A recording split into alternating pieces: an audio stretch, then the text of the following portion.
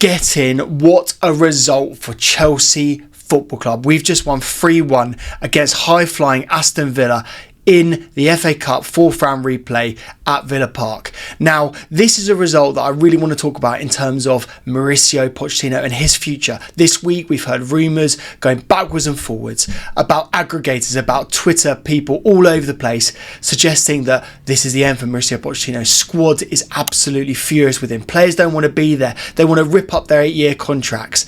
There's been so much noise around our football club, and this is the best way possible to shut it up. I suppose the ultimate question that we need to ask straight away is, does this individual game save Mauricio Pochettino at Chelsea Football Club? The answer is probably no. What Mauricio Pochettino needs is a consistent run of games, some positive performances, not just against Luton, not just against Sheffield United, not just against Burnley, not just against those teams right down at the bottom of the league, but against decent teams. And he's going to have to do that in the run of games we've got coming up. We've got some elite teams that we've got to face, and he's going to have to go right up toe-to-toe with them. But you have to say the fight today was something that we haven't really seen from Chelsea recently.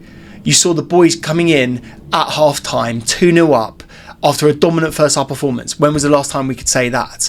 You know, you have to say that something has gone on. He's got round the players, he's put an arm around them and said we need to improve things. And they've gone out and they've laid it all on the line for him in this game. And you have to say there looks like there is a bit more togetherness. When we saw that goal go in from Enzo, and we will talk about the Enzo goal, they all go round together celebrating, kissing his number 8 shirt. And that was a moment, that was a big thing for me that I was looking at about how well they were going to rally together. And I thought the cohesion was something really, really exciting today. And that might end up being the one saving grace and the reason why Mauricio Pochettino sticks around until at least the end of the season. And I'm quite bullish on this right now. I do feel that Mauricio will be here at the end of the season. Unless something absolutely catastrophic happens and we slip down the league all the way down to the relegation places or near enough that position, then we could see something going on. But until we get to that point, the club, the board, they have backed this guy. They've chosen this guy through a lengthy recruitment process. It would show their ineptitude in so many ways if they sacked him, especially if they sacked him mid-season, let alone if they sacked him in the summer.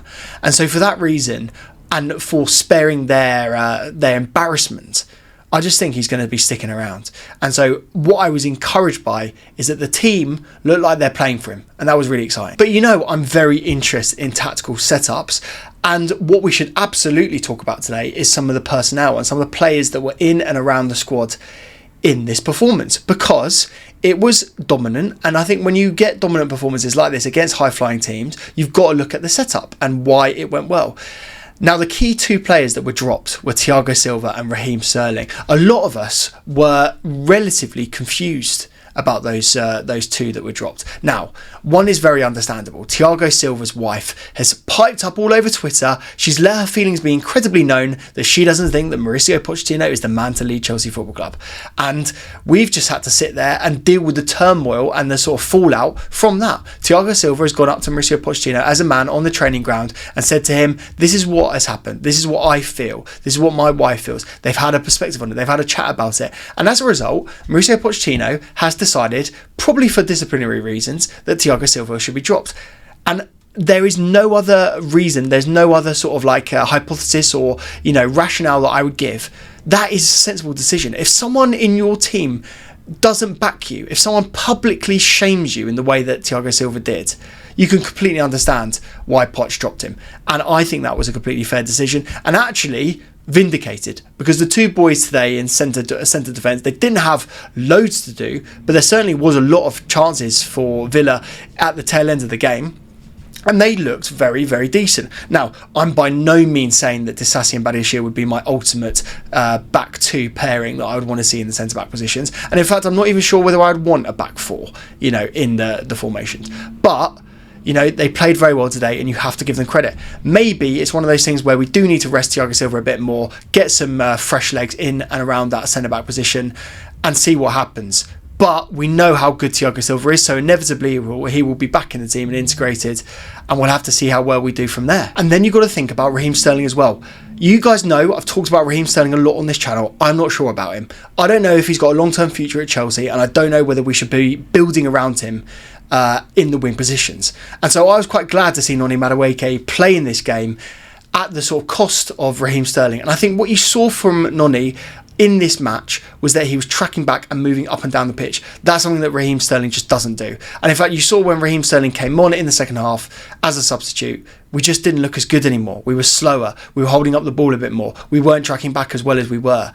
And so you've got to now question whether these experienced players are the ones that are actually letting Mauricio Pochettino down. Raheem has had a decent impact this year. He's played a lot of minutes, probably some of the most minutes for us as a team. And has he really made enough of an impact for a player that's on 300 grand a week? I don't think he has. And so for me, going forward, I think Mauricio Pochettino has learned who the best players are now going forward. And I think he won't start Raheem Sterling as often, or he shouldn't do. And that's the ultimate discussion that we've got to have. I can think that Raheem Sterling is rubbish, but the key thing is, does Mauricio Pochettino rate him? And he has rated him for the whole of the season. I just don't know if we need him anymore. So that's going to be a really interesting one to watch. And then I tell you what was another interesting one was the system itself. Now, before the game, Joey and I talked about it on our preview. We were expecting a 5 at the back formation.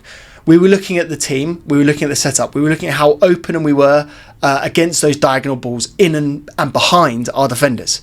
Now, we didn't really see that often today, but we definitely didn't see the 5 at the back. And so Mauricio Pochettino has done something which I actually completely rate. He's ignored all of the noise around the football club, all of the pressure that's on him to play a certain way, and he's gone, no, I don't want to play that kind of football. I'm not going to set up in that system.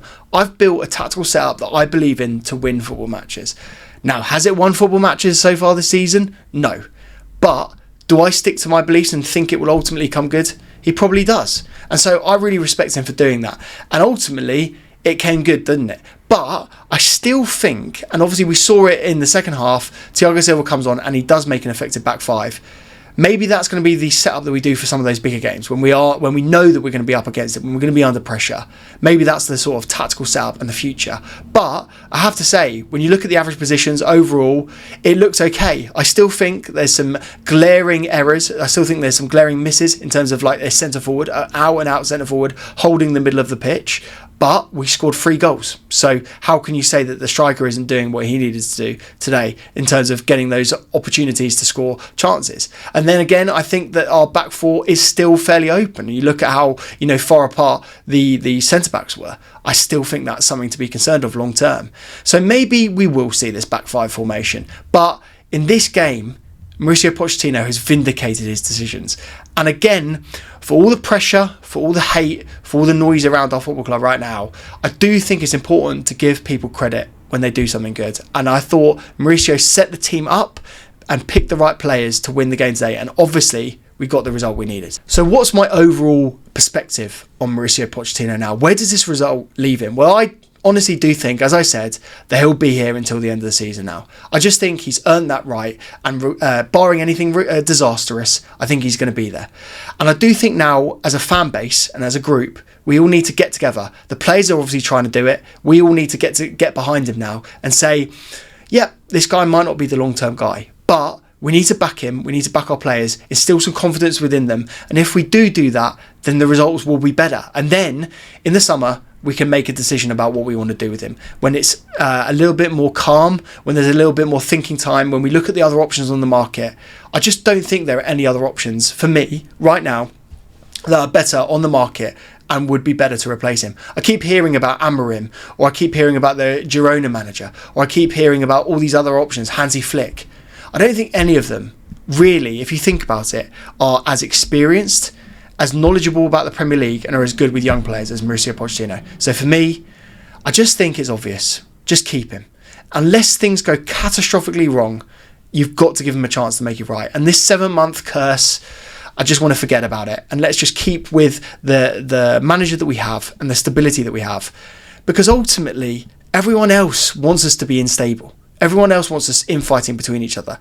And if we actually don't do that, and we don't do the classic Chelsea trope, maybe something good will come out of this. And it's no guarantees. You never get that with football. And we are languishing in an area of the table that we should never be anywhere near. But maybe, I do think, just with that result today, Mauricio Pochettino has built and bought himself a bit more time. I'm really interested to see what you guys think though. Like, you know, you guys are often very, very positive in my comments and often mirror my feelings. But I know a lot of you are absolutely sick of the state of Chelsea Football Club as well. So I'm really interested to see what you guys think. Can you leave me a comment and just like say your normal comments, say what you normally would, but sort of just end it with a Poch in or Poch out. I'm really interested to see what you think on that. And now let's get into the quick fire round. In these, in this sort of moment of the video, what I like to do is sort of give some very quick points about who I thought played well, and I think, and you know, maybe sometimes who played shit. But today, obviously, there was a pretty good result. So you know, I'm just going to sort of gas up some of the players. So Enzo Fernandez. That was an unbelievable free kick. We were watching on stream. I said that Enzo should take it as the right-footed player, and he smacks it top bins. Did I think that Enzo had that in his locker? Absolutely not. Was I celebrating like a madman when it went in? Yes, I absolutely was. What a player he is. He's been maligned over and over again. People have said that he's not worth the £100 million. Same for Caicedo. We've heard it over and over again. I'm sick of it. I'm sick of people questioning them. Both of those players have immense potential and they are going to be the future of Chelsea Football Club. And so it's moments like this that we get to see him in all his glory. And maybe this is just going to now shut a few rival fans up for the time being. We know they're going to come back as soon as we lose another game. And it will be inevitable. We will lose another game. And our midfielders will be questioned.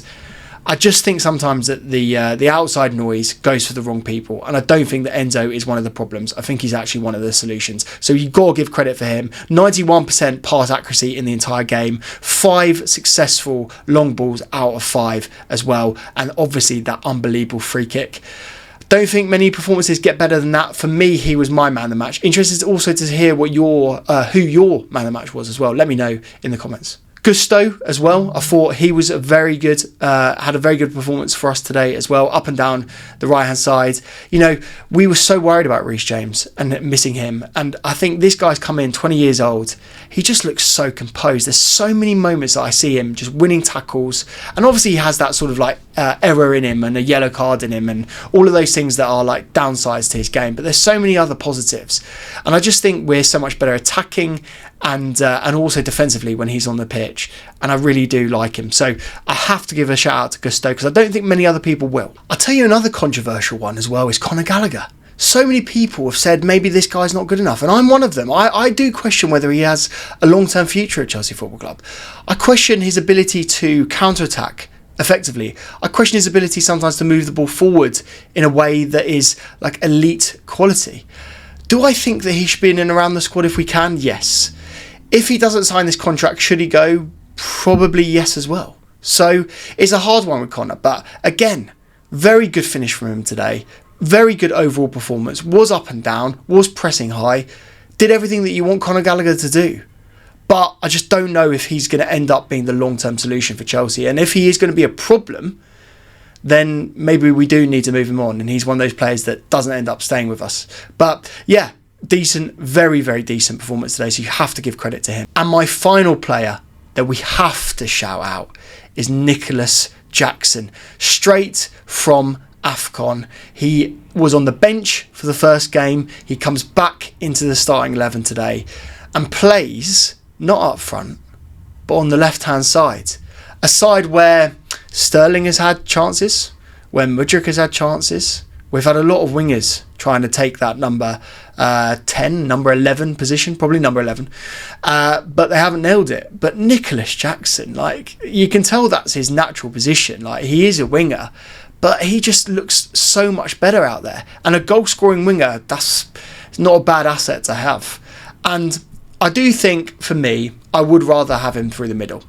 But if they're going to move this system around and it's going to be a bit more fluid and Nkunku comes back into the team, maybe it will end up being those two up together in the sort of 4-4-2 pressing system that we end up playing.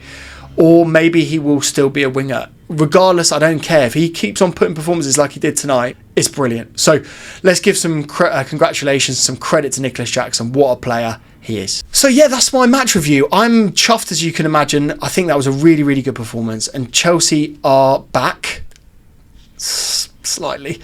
I'm not going to say it too loud. look, I'm chuffed with the performance. I think we've got to keep the momentum going now into the next set of fixtures. And that's starting with Crystal Palace on Monday night. That is not an easy place to go. They're not doing very well. Roy Hodgson's under pressure. Let's go and absolutely thrash them. If we thrash them and we take that result from the Villa game, everything looks a lot more rosy. Everything looks a lot more positive, and maybe confidence does start to build. If we do string a few results together against some decent teams, then everyone has to shut up, and we are going to end up climbing back up the table. It's tight in the positions that we're in. We've just got to keep the momentum going and get some wins. Ultimately, the pressure will remain. The pressure will remain for Poch, the squad, the board, everything, because that's just where we are right now. We're still, regardless of the result tonight, we're still in 11th place in the Prem. So we've just got to see how it goes, and hopefully the results will come. Remember, if you want some quality streetwear, check out my brand, Aveste, the home of independent streetwear. I've spent the last 2 years finding the best independent clothing from brands all over the UK just for you guys, so you don't have to waste time searching. Make sure you check out that site. And thank you so much for watching this video. Thank you so much for subscribing. I know so many of you are. If you aren't, chuck a subscription down on this video. Give us a like for an unbelievable Chelsea result, and I will see you in the next one.